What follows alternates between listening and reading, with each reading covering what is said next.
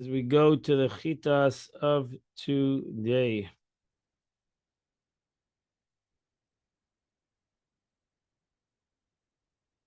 We're holding in the Chumash, we're holding the sixth reading. Friday is the sixth reading in Pashas Ba'aleischa. We're holding on chapter 10, verse number 35.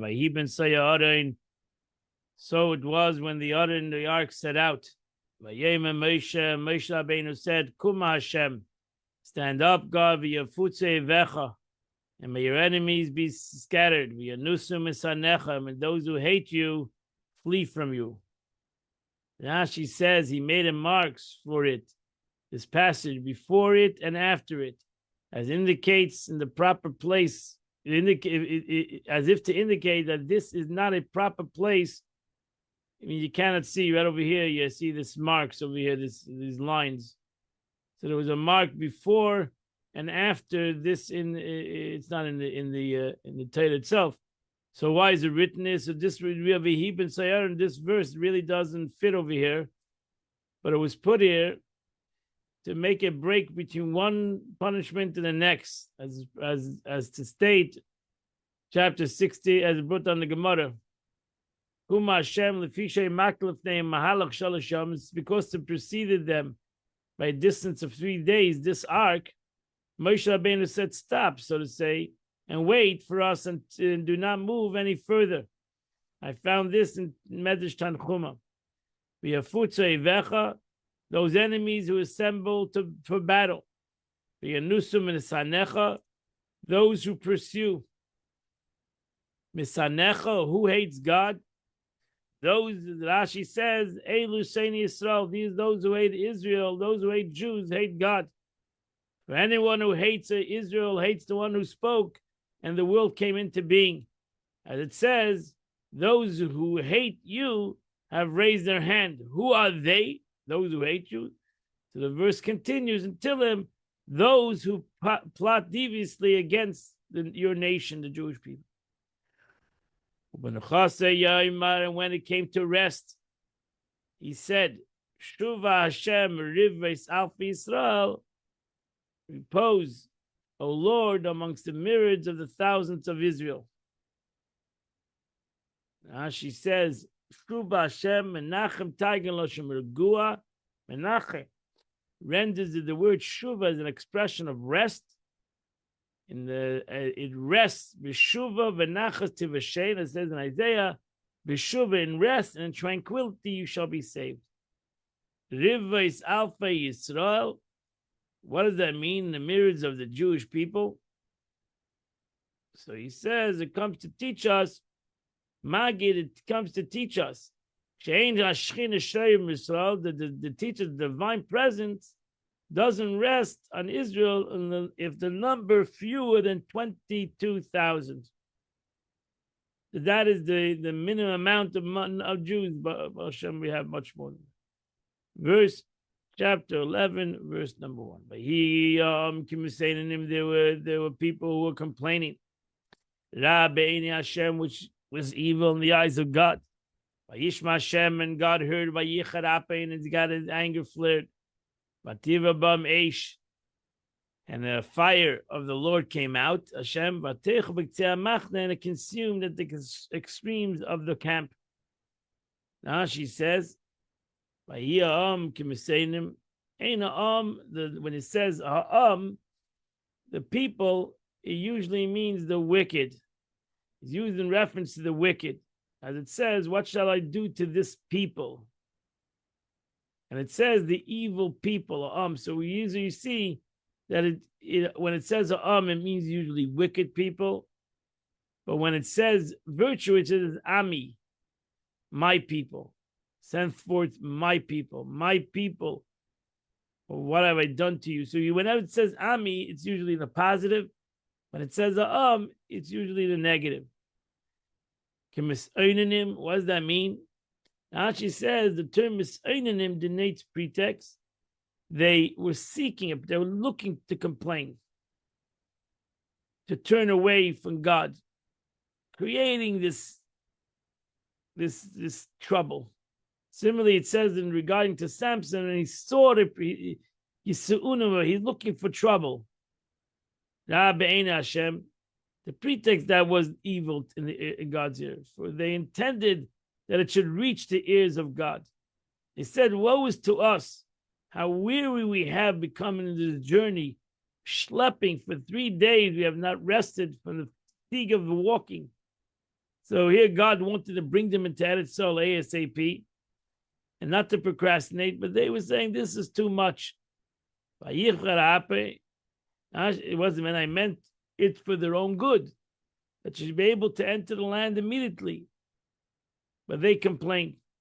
What does that mean? Those untouchables, because they were their baseness.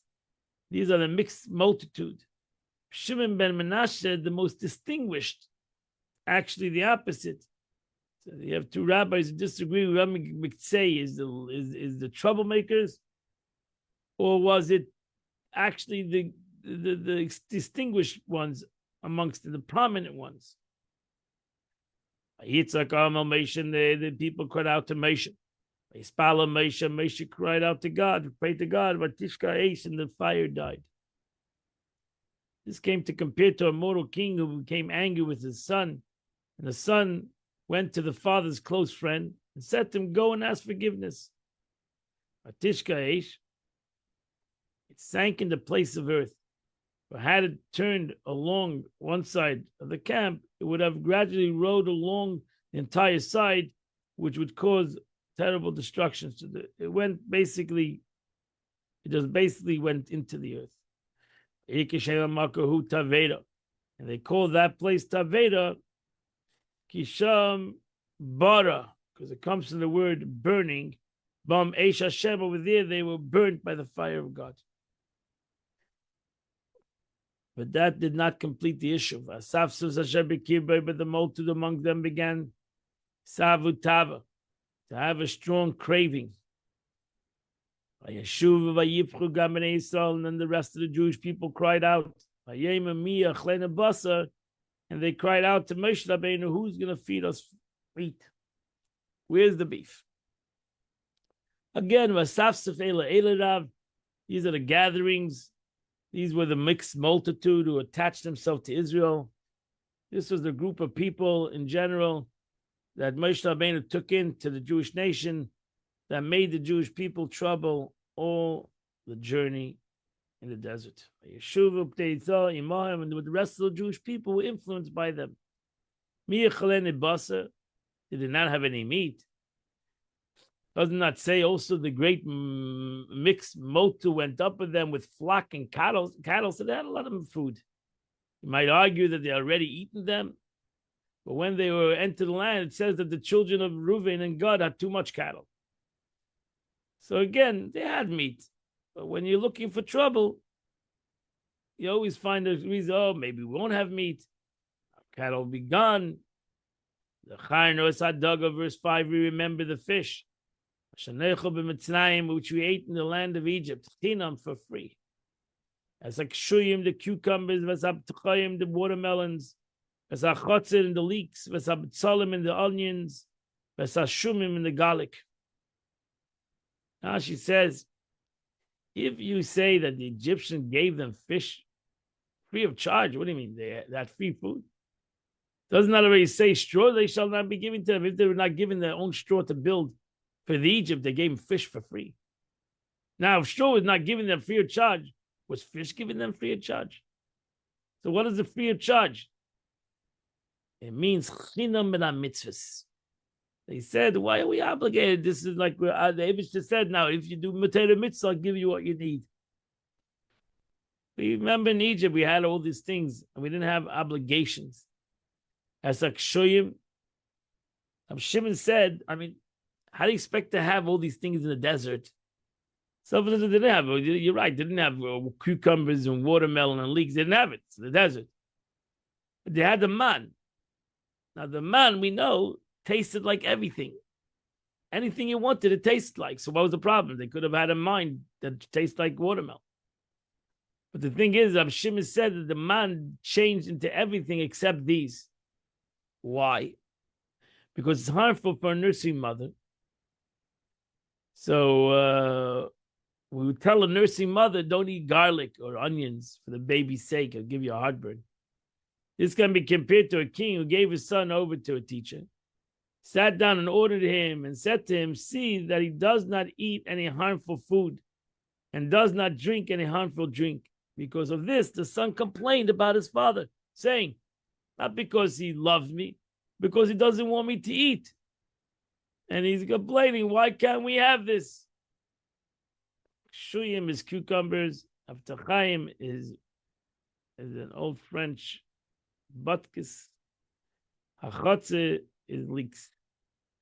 And our bodies are dried out. Ain kol, there's nothing. Pilti elaman. And that's all we have is this man. She says man in the morning and man in the evening, the same, we're getting the same food for breakfast, lunch, and supper. Man kizera gad. The man was a kanayander seed. And its appearance like the appearance of a crystal. Now says the one who said the verse did not say that. The Israelites said, we have nothing but the man to look at. With the Holy One, blessed be He, says, the man was like a kayanda seed. As to say, see, all you inhabit the world, what my children are complaining about, the man, is excellent in so many ways. Kazera God, like a kayana seed. Abdullah, it's like a name of a precious stone. It was like a crystal. People walked about and gathered it, and they grounded it in the mill. They crushed it in the mortar. And they cooked it in a pot. They made it into cakes. And it had a taste like the taste of an oil cake. Now she says, Shatu means denoting nothing but taking or strolling. That means they didn't have to work so hard. The man didn't actually enter the mill, the pot or the mortar, but its taste changed to that of a ground, crushed, or cooked food. The potter in a pot. The shad Hashem is something that was moisture of oil. That's how Danish was Danish explains it. Similarly, my freshness, the shadi, was performed as a drought of the summer, in which the lamed lishadi is a part of the root, meaning my freshness was transformed in the droughts of the summer. Our sages of free, however, explain the term meaning shadayim is like breasts, but what have breasts to do with the oil? It's possible to say l'shad Hashem is related to express by yishman yeshudin. Yeshudin grew fat. And thus the meaning would be the taste of, for it was in that the case the mem, the word Hashem, vocalized, the accent, this grammar. Now, however, the mem, it's all grammar. When the dew descended on the camp, Laila at night, Yarad, Haman, all of the man would fall on the dew. Yishma Moshe saw him, and the Moshe Rabbeinu heard the people that were crying to their families. Each man at the tent of his meeting. And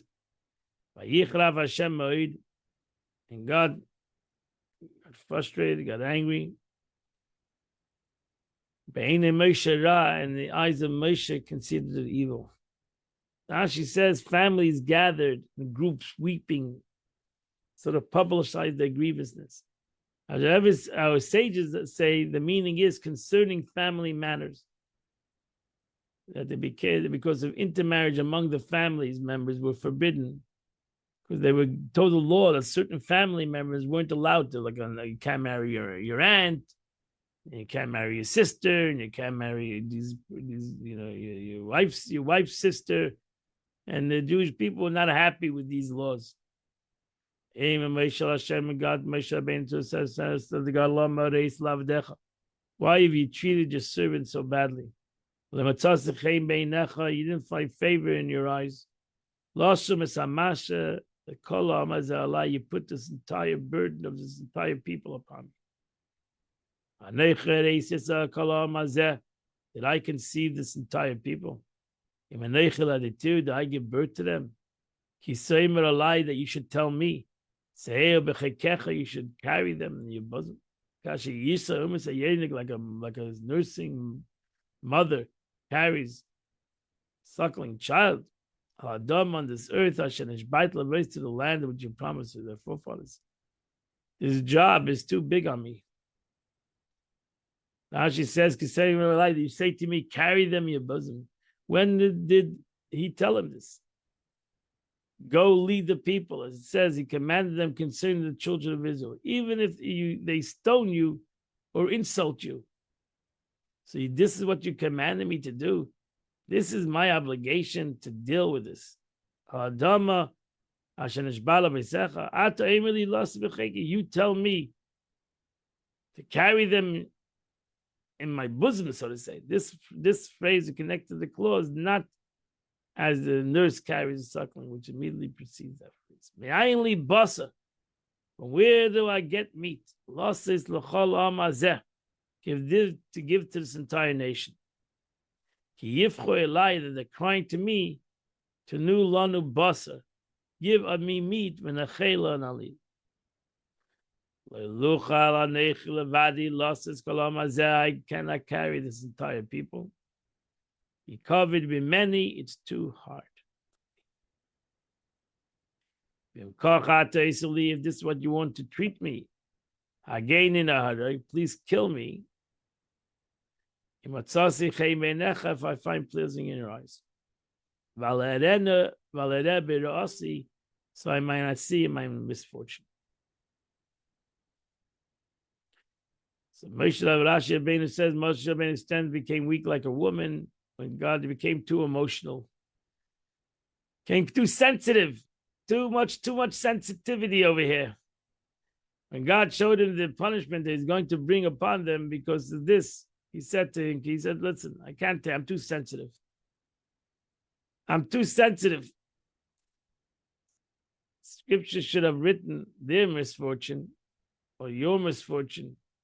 This one who's going to scribble an amendment to the Torah, such a writer makes, the purpose of modifying the just text. B'ra'asam, it says b'ra'asi, in my misfortune. It should have said b'ra'asam in their misfortune. What kind of misfortune he would have? But he really meant in their misfortune.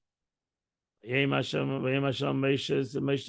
Moshe, Asli Shivim Ishmael Gikni Saul, gather me 70 elders from the Jewish people. Ashedati came Zikne Army, that you know that they're the elders of the people. V'sheitrav and their officers. Bring these 70 people into the tent of meeting. Yisatsu Shomimach, and let them stand with you there. So now she says, this is a response to your complaint that you said alone, I can't do it alone. Okay. Where were the first group of elders? Had they not sat with them, Moshe and Aaron, even in Egypt, as it says, go and gather the elders. So what happened to all these elders? These elders were there already, but they died in the fire of Tabei. They died in the beginning of this Tchitas. They deserved this already at Sinai. As written, they perceived God behaving irreverently, like someone munching on his bread while speaking to a king. And this is the meaning, they ate and drank. However, God did not want to give the cause for mourning, and therefore they didn't die until later, till this passion. So now she says, to those of you who know that they were appointed as officers over the Egyptians. That's why it says, Ushaitrav, and their officers. What is this, like an extra word over here? Are they the elders or are they the officers? So who are the elders? Rashi says, the officers. Those that were the officers in Egypt for the Jewish people, because the officers in Egypt took the brunt of Pharaoh's wrath. And they were rewarded to be the elders at this present time. So the officers of the children of Israel were beaten. Now they should have chosen for their greatness, just as they suffered for Israel's distress. Take them with words. How fortunate you are to be appointed to leaders of the children of God. So that the Israelites should see and treat them with esteem and honor, saying, how beloved are these who entered with Moshe to hear the speech from the mouth of God himself. Verse 17, and I'll come down when you bring these 70 people, and I'll speak to you. I'll take from the spirit that's upon you. I'll put it upon them. So they'll carry it with you. The masses when you carry these people, you won't have to carry it. So we're going to delegate.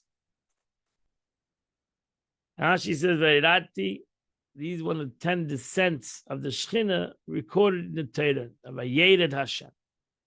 I'll come down. I'll speak to you, self in the story of they cannot hear God's. V'yitzalti, Targum renders v'rebei, and I will increase. V'samti aleim, what did Moshe resemble at that time? A candle placed upon a candelabrum. Everyone light from it, yet its brightness is not diminished. So self-understood, Moshe Rabbeinu was not diminished by giving to the 70 elders saltia, to bestow upon them the light. Because one candle can light many candles. But Nasi Ita, Torah stipulate with them that they take upon themselves the burden of my children, who are troublesome, sarvanim, and they are troublemakers and rebels. This is the answer of what you said. Alone I cannot carry. So that's the answer number one. Number one is gather 70 elders and they'll become the leaders with you. Question number two, about the meat. They're complaining about food. They need more. They want more meat. Verse 18. To the people, tell them they should sanctify themselves. And they'll have Baruch Hashem meat. You cried out in the eyes of God, in the ears of God. You asked the question, where is going to be meat? He told them it's better in Egypt. You're not getting enough meat over here. Able to give you meat. You'll eat. What does that mean? Iskachu. Let me go to the mikveh to go eat meat. That's over here. Iskachu means prepare yourself. The Puranis, prepare yourself for what's going to happen. Prepare yourself for the day of slaughter. So over here doesn't mean Viskachu go to the mikveh like the Torah says. Well, before Matan Torah, Viskachu, prepare yourself for the giving of the Torah. Over here means prepare yourself for what is the response. I'm going to give you meat. Not only for one day you can eat, for 2 days, not for 5 days, and not even for 10 days, not even for 20 days. You're going to fill you up for 30 days. Until it come out of your nose, so to say. It will nauseate you. Because you have despised the Lord. Which was in your midst. And you cried out to me, and you said, you cried out to me, why did we leave Egypt? Now I said this concerns the virtuous ones who languish on their beds and later in the soul departs. Concerning the wicked one, says the meat was still between the teeth when the anger of the Lord feared. This is how it is taught in the Sifri. The Mechilta, the opposite is taught. The wicked ate and suffered as a result for 30 days. So in the virtuous, the meat was still in between the teeth. Thus, it does not suffer a prolonged agony. as a tiger remnants, you will sicken by it. It will seem to you as you're gorged on it until it is discharged by the way of your nose, so to say. You'll cast it away from you more readily than you welcomed it. The words of Moshe Adashin, the preacher, I noted that there's a language in which the sword is called Zara, meaning that the meat will be a cause of your death. As Hashem Bekir Bechem, had I not established my presence among you, you would have not have the arrogance to engage in these matters. Moshe says, I have 600,000 dust men. That's over here. We're talking about a couple of million people. You're not, where's meat coming from? They're going to eat a whole month. They're going to eat all this. These millions of people are going to eat all together for a month straight meat. He didn't concern with the mentioning additional 3,000 because it was 603,000. Moshe Daishar explained that these are the 600,000 who left Egypt wept. If sheep and cattle were slaughtered for them, would it suffice them? If all the fish of the sea were gathered for them, would it suffice them? She says this is one of the 4 cases in which Rabbi Kiva expounded, and Rabbi Shimon expounded differently. Rabbi Kiva said 600,000 people on foot, and you have said that I will give them meat, and they will eat it for a full month. The entire verse expounded literally. The clause of Matzlah means, would it suffice for them? This symmetry clause, and he was sufficient means of matzah for redeeming it, which case is worse? This one, or when Moshe Rabbeinu says, "Listen now, you rebels." Later on, obviously this one. However, since in this case Moshe did not say it publicly, that's what the Torah spares him and refrains from punishing him. Right, because why didn't he? This is like a little bit of doubting God, that God can give them meat. But he said it private. This is a private conversation between him and God. He didn't say it in a public manner. But that of the Meriva, when it came to the water, over there he said it openly. It was in public. So over there, the Torah does not spare him. The Torah actually punishes him. He's not going to go into Eretz Yisrael. Hashem says, God forbid. This never entered the mind of a righteous man. How can Moshe Rabbeinu think like that? Now, this is what he meant. 600,000 on foot. And you say, I will give them meat for a full month. Then you'll kill such a great nation.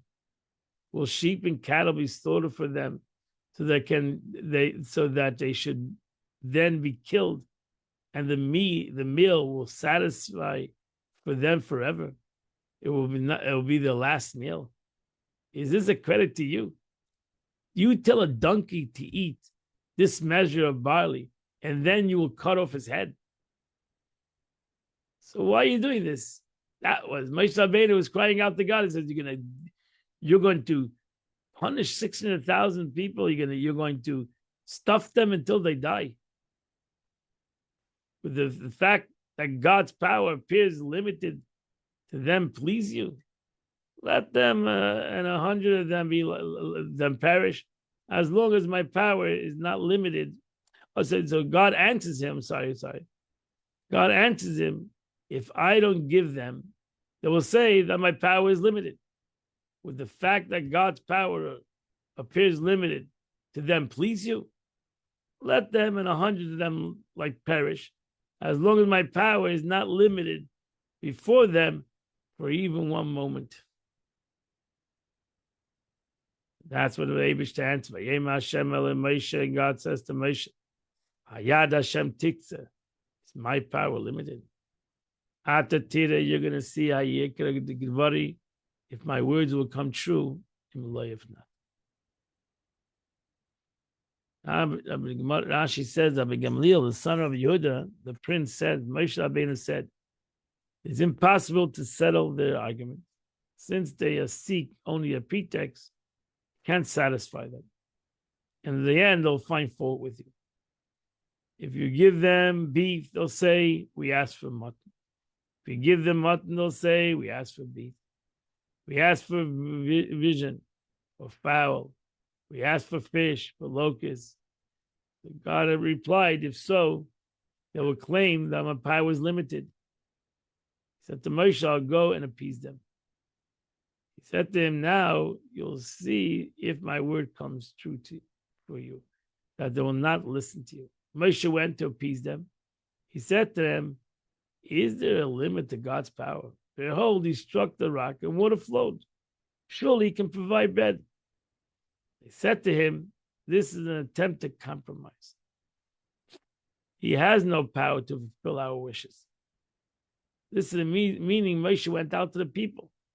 Since they did not listen to him, he assembled the 70. That's the next word.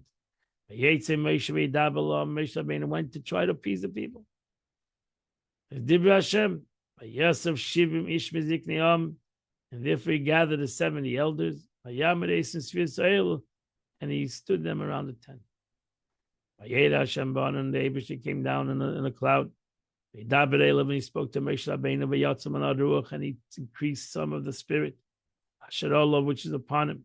And we put it upon the 70 elders. And when the spirit came upon them, and they started all to prophesy. And they did not continue. Now she says, what does it mean? Did not continue? They did not continue the prophecy on that day. They prophesied on that day only. Thus it's stated in Sifri. Targum says, and they did not cease, meaning that the prophecy remained. So they have two ways of learning the pasuk Yasofu, and did not continue. And there were two men still in the camp.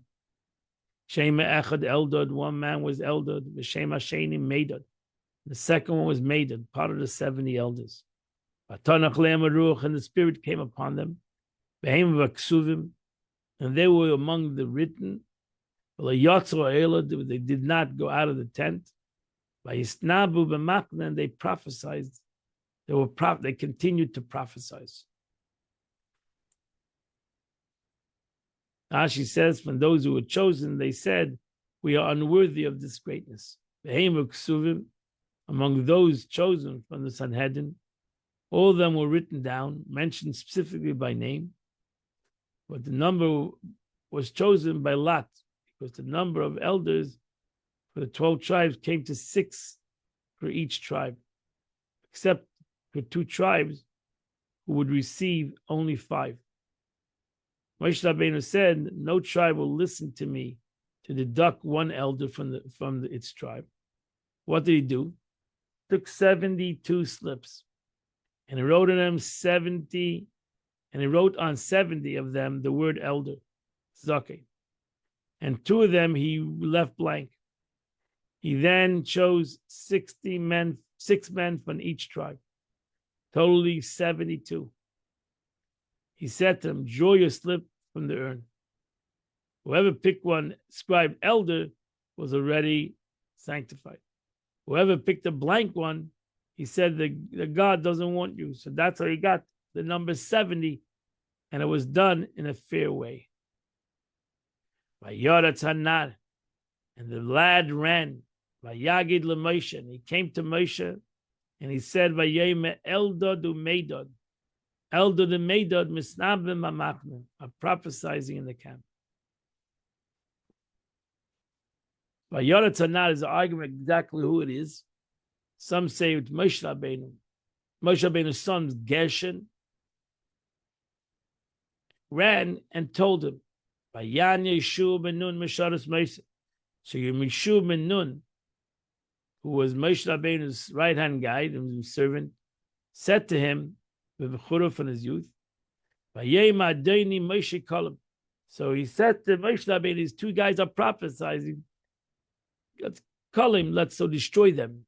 imprison them. And there are no prisons. As Rashi says, impose upon them communal responsibility.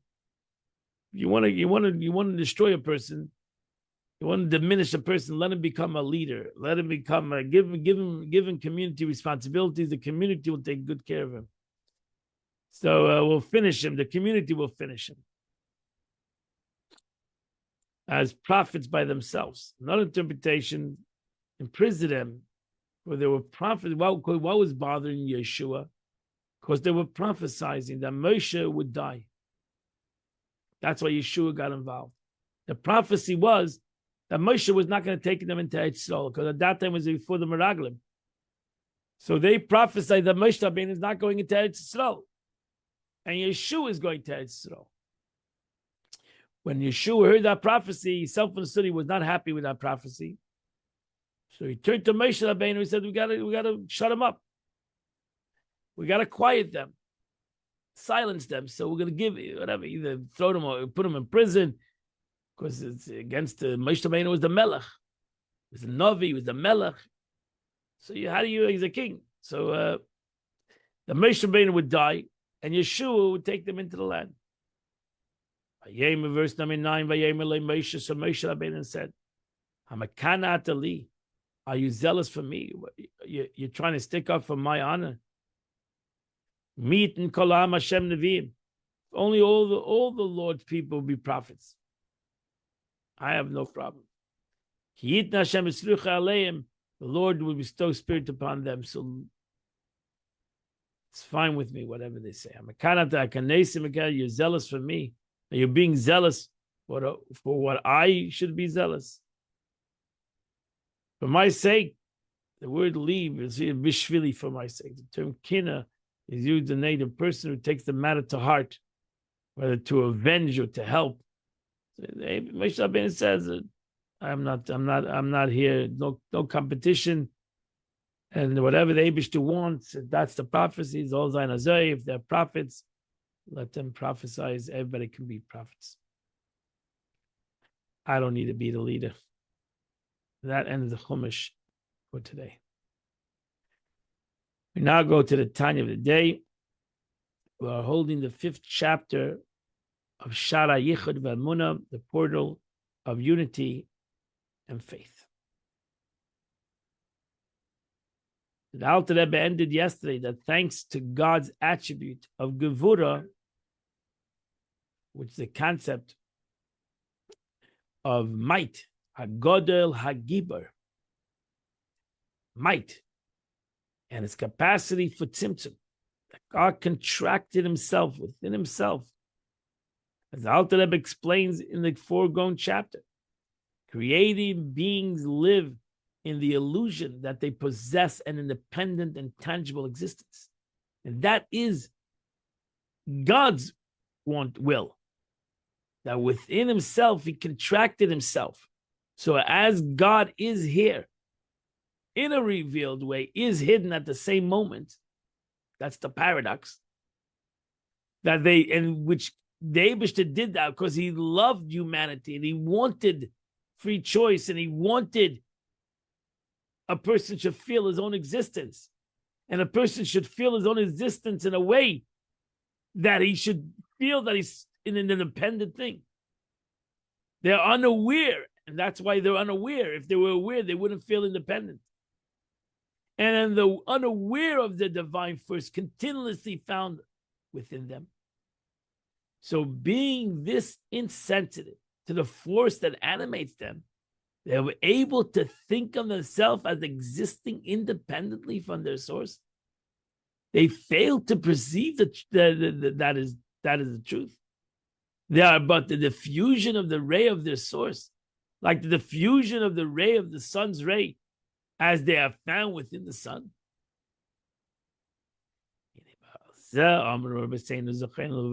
Concerning this, meaning concerning the concept, all of creation came about through the process of tzimtzum, which enables created beings to believe that they enjoy an independent form of existence. Our sage of blessed memory said,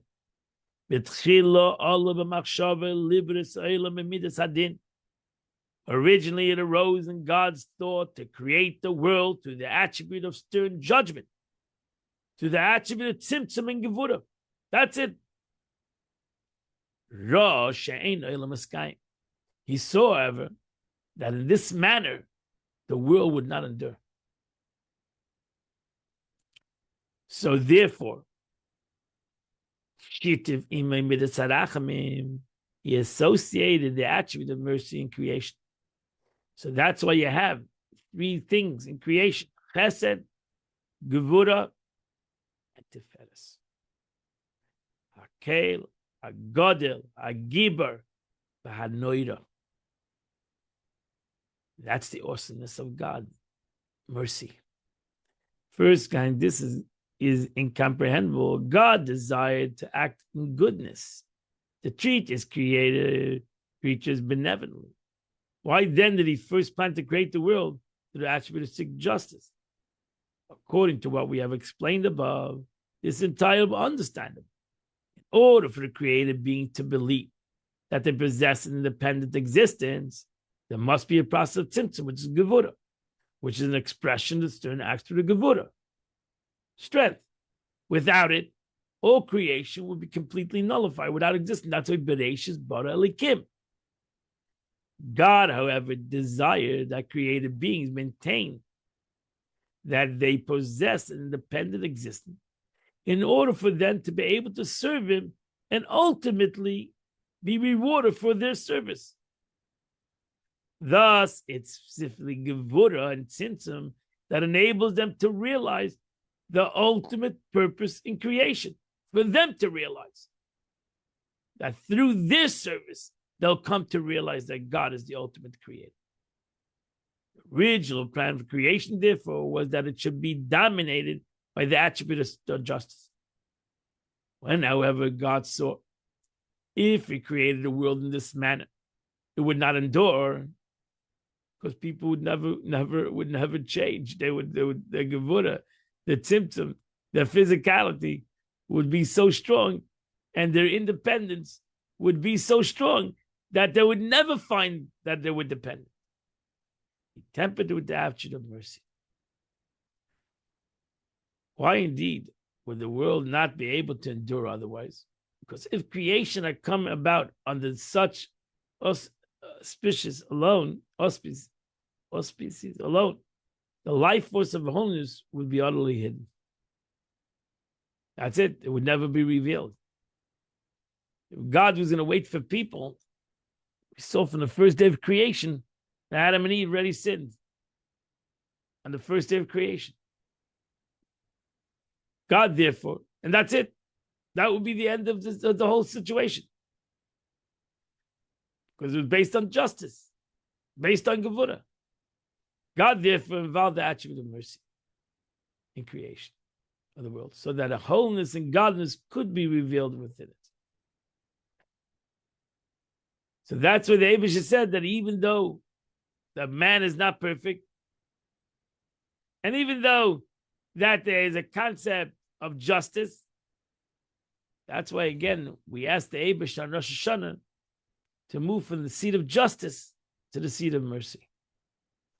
Mercy doesn't mean that there shouldn't be justice. Mercy means that justice should be tempered.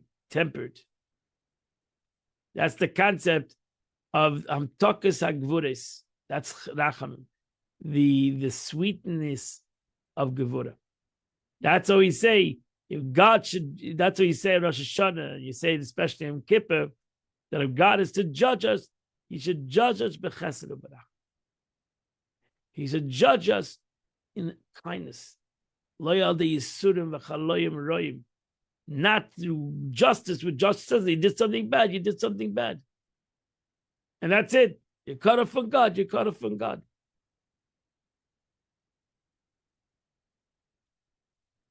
And that's why God does miracles. That's the concept of Rachmim. That means a miracle happens because it's above nature. It's above the concept of nature. As the Alter Rebbe continues. That's the concept of a miracle. The Eibishter does a miracle which is above nature. Why wouldn't the miracle happen in nature? Because it wouldn't allow it.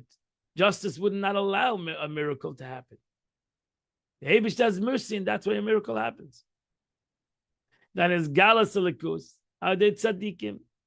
That is that he combined it with the attribute of mercy, means revelation within the world of godness, the world of godness and the supernatural power, either to tzaddikim, or through the signs, or the miracles that happen in the Torah.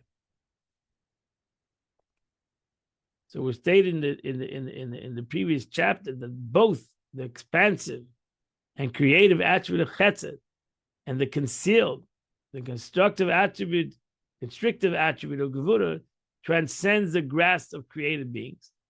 Here the Alter Rebbe adds that these attributes transcend even the comprehension of those souls that proceeded from the level of Tzidlus. Even the lofty souls of Moshe, which is a soul of the world of Atzilus, cannot fathom the supernal attribute, which is one of God Himself. And that's why the Eibush shows the concept of the Rachamim. That even Moshe Rabbeinu cannot comprehend what he do as Moshe Rabbeinu expresses himself in this week's Parsha itself. But and regarding the fact that the attribute of Chesed and Gevurah transcends intellect, the Eila, Besitik Dusha Ilah, that is stated in Zayah above, in the side of the supernal holiness, meaning in the world of Atzilus, which is far superior to the three lower worlds of Bria, Yitzir, and Siddur, Is Yemina v'Ismala, then the Chesed and Gevurah. There's the right, namely, and the left, namely Chesed and Gevurah. Pirush Nishtein Midas Elikus. This statement was surely not written simply to inform us that Chesed and Gevurah exist. But this is already known. Rather, it means that both Gevurah as well as Chesed are attributes of godness that transcend the intellect and comprehension of the created beings. The fact that they are supernal attributes also helps us understand how they're able to combine when, by definition, they're the opposites. Within the side of the supernal holiness, there's no dissonance. God forbid, there's no separation. For all components are complementary and integrated. At that level, Chesed and Gevurah, though opposed by nature, coexist and conjoin as two opposites within an entity, within a unity. This is possible because the complete and total union with God. For He and His attributes are one in the world of Atzilus, both Chesed and Gevurah being totally wholly united. And even the comprehension of Moshe Rabbeinu, our teacher, peace be unto him, in his prophetic vision, did not extend to the will of Atzilus itself. Except to being clothed in the world of Bria. And even then, his comprehension of the world of Atzilus did not extend to these attributes of Chesed and Gevurah.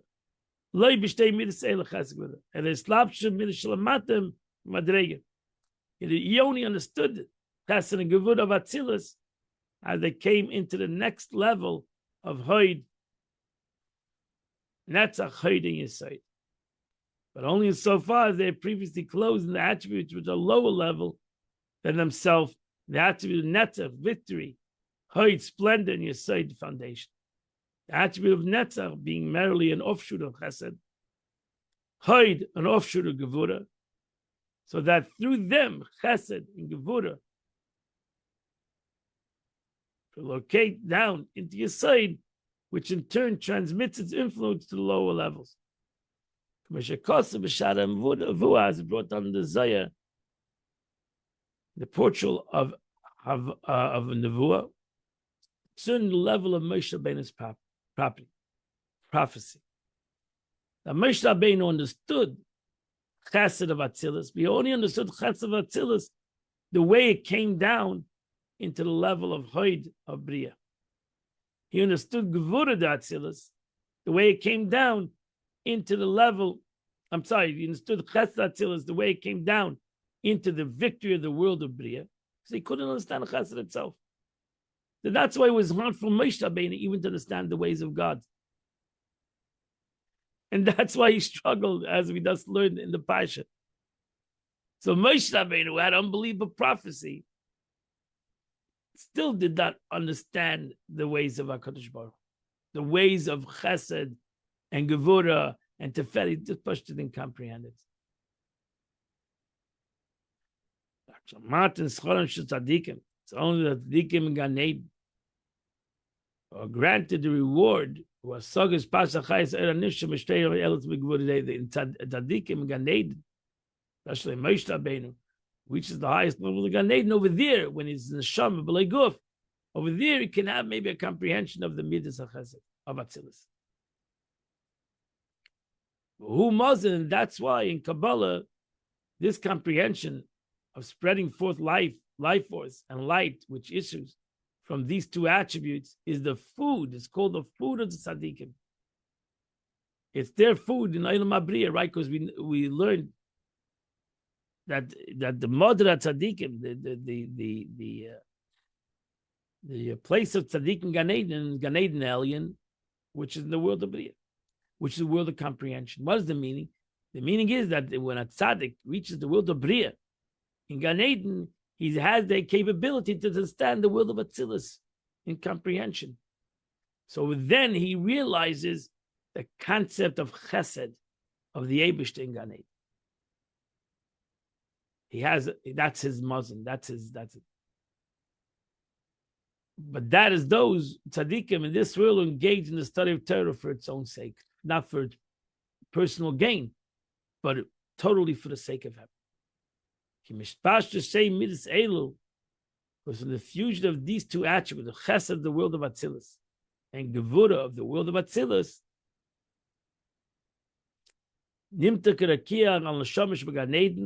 a firmament means a covering, a makif, a transcendental, encompassing degree of illumination is spread over the souls in Gan Eden, and this firmament that empowers them to receive this diffusion. It's all Kabbalah a little bit. This firmament is called the Raza Deraisa, the secrets of Torah, the mystical dimensions of Torah. That's why it's brought down that Rabbi Shimon Bar Yochai revealed the mystical dimensions of Torah in the day that he passed away. The Seid and the Shama Torah, he had the capability to reveal it on the day of his passing. That's what it says. The passing of a tzaddik is yatem b'chayei, because then his neshama has the capability in Gan Eden to receive in a greater diffusion of chesed and gevura and teferes of the world of Atzilus more than he had in his lifetime. Within this firmament which gives the neshamas of Bria, the neshamas in Gan Eden of tzaddikim, that they should be able to get the food, the true enlightenment of chesed, of the attributes of the world of Atzilus, is the secrets of the 22 letters of the Torah, which derive from even a higher level, the rational comprehension of the aspect of Torah, which was given as an expression of these two attributes. As it says, from the right hand, he gave unto them the fiery law. The right hand represents chesed, while the fire alludes to the element of gevura that is represented, that is presented in the Torah. So miminai, from this fire, but the eish das lami, the Torah is min and the fire. It has the content of chesed, yamin, and has the aspect of fire. For this firmament, night of tal and mazan and neshamas, and this transcendental illumination drops dew, symbolic to esoteric insights of the Torah, which is a food for the souls in Gan Eden. Meaning, an pnimi, a degree of illumination that can be internalized and comprehended, issues forth from this firmament, this rakia, being comprehensible. This level of perception is likened to food, which is ingested internally in the souls of Gan Eden, in tzaddikim, in Gan Eden, which is the knowledge of the secret of the 22 letters of Torah. He had a kia for this firmament is the secret of the level of knowledge and dew, who said adas, and the dew that issues forth from it is the knowledge of the secret of the 22 letters of Torah. Torah he mazin on the Gan Eden, and the Torah is the food of the souls of the souls in paradise. Mitzvahs and levushim, and the mitzvahs that they did is the garments. As this is all explained in the Zohar portion of Ayakel, page 209 and 210, Eitz Chaim, and you can look it up at Eitz Chaim, portal 44, chapter 3. We thus see that the attribute of Chesed and Gevurah of the world of Atzilus transcends not only the comprehension of created beings, but even the souls of the level of the level of Atzilus cannot comprehend them. Moshe Rabbeinu was in the Neshama Atzilus. Only as a reward of the souls of Gan Eden able to comprehend a mere diffusion of these attributes. The Rebbe comments on this end on the conclusion of chapter 4 and chapter 5. I don't think we should go into this. It's a long thing, and this is going to take a very long time. The Rebbe going through this whole concept. You should learn this concept. This is a Kabbalistic concept. And the Rebbe goes through this whole thing. And but we're going to end over here, the Tanya of today. And today is the 15th day of the month, which is chapter 77 and chapter 78. I want to wish you a wonderful Shabbos, a happy Shabbos, a healthy Shabbos. And I want to, hopefully we'll see you all in Shul. I hope that you will learn Chitas tomorrow on your own.